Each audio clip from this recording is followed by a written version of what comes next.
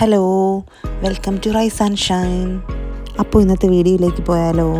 ഇന്ന് നമ്മൾ എല്ലാവർക്കും കോമൺ ആയിട്ട് അറിയാവുന്ന ഒരു ഡിഷാണ് തയ്യാറാക്കാൻ പോകുന്നത്. അവിലെല്ലാവർക്കും കോമൺ ആയിട്ട് അറിയാവുന്ന ഒന്നല്ലേ. അപ്പോൾ അവിൽ നനയ്ക്കുക അല്ലെങ്കിൽ അവിൽ കുഴയ്ക്കുക എന്നൊക്കെ പറയത്തില്ലേ, അതാണ് നമ്മളിന്നിവിടെ തയ്യാറാക്കാൻ പോകുന്നത്. അതിനായി ഞാനിവിടെ 2.5 കപ്പ് അവലെടുത്തിട്ടുണ്ട്.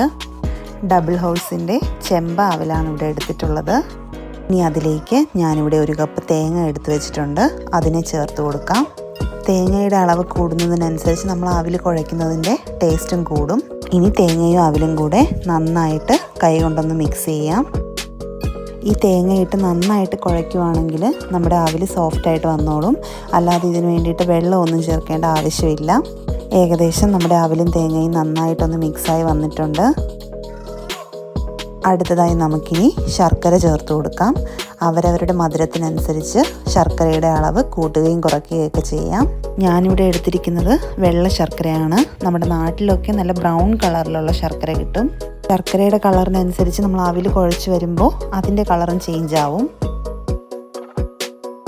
അപ്പോൾ നമുക്ക് അവിലിലേക്ക് മധുരത്തിനനുസരിച്ച് ശർക്കര ചേർത്ത് കൊടുക്കാം. എന്നിട്ടിതിനെ വീണ്ടും നന്നായിട്ട് കൈ കൊണ്ടൊന്ന് മിക്സ് ചെയ്യാം. ഇപ്പോൾ നമ്മുടെ അവിലും ശർക്കരയും ഏകദേശം ഒന്ന് നന്നായിട്ട് മിക്സായി വന്നിട്ടുണ്ട്. ഇനി ഇതിലേക്ക് ഞാനൊരു കുറച്ച് നെയ്യ് ഒന്ന് ചേർത്ത് കൊടുത്തിട്ടുണ്ട്. ഇത് ഓപ്ഷണലാണ്, നിങ്ങൾക്ക് വേണമെങ്കിൽ മാത്രം ചേർത്താൽ മതി. നെയ്യ് കൂടെ ചേർക്കുമ്പോൾ നമ്മൾ അവിലിന് പ്രത്യേക മണവും സോഫ്റ്റ്നെസ്സും കൂടെ കിട്ടും. എന്നിട്ട് അതിന് ശേഷം ഞാനിവിടെ ഒരു 1/2 ടീസ്പൂൺ ഏലക്ക പൊടിച്ചത് ചേർത്ത് കൊടുത്തിട്ടുണ്ട്. എന്നിട്ട് ഇതെല്ലാം കൂടി നമുക്ക് നന്നായിട്ടൊന്ന് മിക്സ് ചെയ്തെടുക്കാം. ഇപ്പം നമ്മുടെ അവിൽ നന്നായിട്ട് മിക്സായി വന്നിട്ടുണ്ട്. നമുക്ക് കാണുമ്പോഴേ അറിയാം അത് നല്ല സോഫ്റ്റാണ്. ഇപ്പോൾ നിങ്ങൾക്ക് ശർക്കര ചേർക്കുന്നത് താല്പര്യമില്ല എന്നുണ്ടെങ്കിൽ ശർക്കരയ്ക്ക് പകരം പഞ്ചസാരയും ചേർത്ത് കൊടുക്കാവുന്നതാണ്. അങ്ങനെ ഇവിടെ നമ്മുടെ അവിൽ കുഴച്ചത് അല്ലെങ്കിൽ അവിൽ നനച്ചത് ഇവിടെ റെഡിയായി കഴിഞ്ഞു. നമുക്ക് വേണമെങ്കിൽ ഈ കുഴച്ച അവിലിൻ്റെ കൂടെ പഴം ചേർത്ത് കഴിക്കാവുന്നതാണ്. അവിലും പഴവും എന്നൊക്കെ കേട്ടിട്ടില്ലേ. അവിലും പഴമെന്നും പറയുമ്പോൾ തന്നെ അറിയാം അത് രണ്ടും നല്ല കോമ്പിനേഷനുള്ള ഒന്നാണ്. ഇതിനു വേണ്ടി നിങ്ങൾക്ക് ഏത് പഴം വേണമെങ്കിലും എടുക്കാവുന്നതാണ്. ഞാനിവിടെ റോബസ്റ്റ പഴമാണ് എടുത്തിരിക്കുന്നത്. അപ്പോൾ നമ്മുടെ അവിൽ നനച്ചത് ഇവിടെ റെഡിയായി കഴിഞ്ഞു. നിങ്ങൾക്ക് എല്ലാവർക്കും ഇത് ഇഷ്ടപ്പെടുമെന്ന് ഞാൻ വിചാരിക്കുന്നു.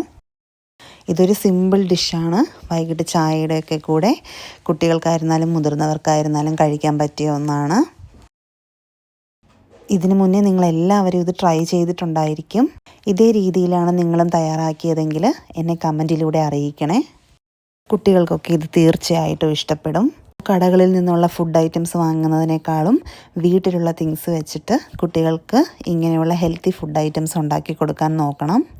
എൻ്റെ മോനും ഇത് ഒരുപാട് ഇഷ്ടമാണ്. നമ്മൾ ഇടയ്ക്കിടയ്ക്ക് ഇത് ഉണ്ടാക്കാറുണ്ട്. അപ്പോൾ നിങ്ങൾക്ക് എൻ്റെ ഈ വീഡിയോ ഇഷ്ടമായെങ്കിൽ ലൈക്കും കമൻറ്റും ചെയ്യാൻ മറക്കല്ലേ. കൂടാതെ ഇതുപോലുള്ള വീഡിയോസിനായി എൻ്റെ ഈ ചാനൽ സബ്സ്ക്രൈബും ചെയ്യണേ. അപ്പോൾ വീണ്ടും ഇതുപോലൊരു വീഡിയോയുമായി എത്തുന്നത് വരെ ബൈ ബൈ.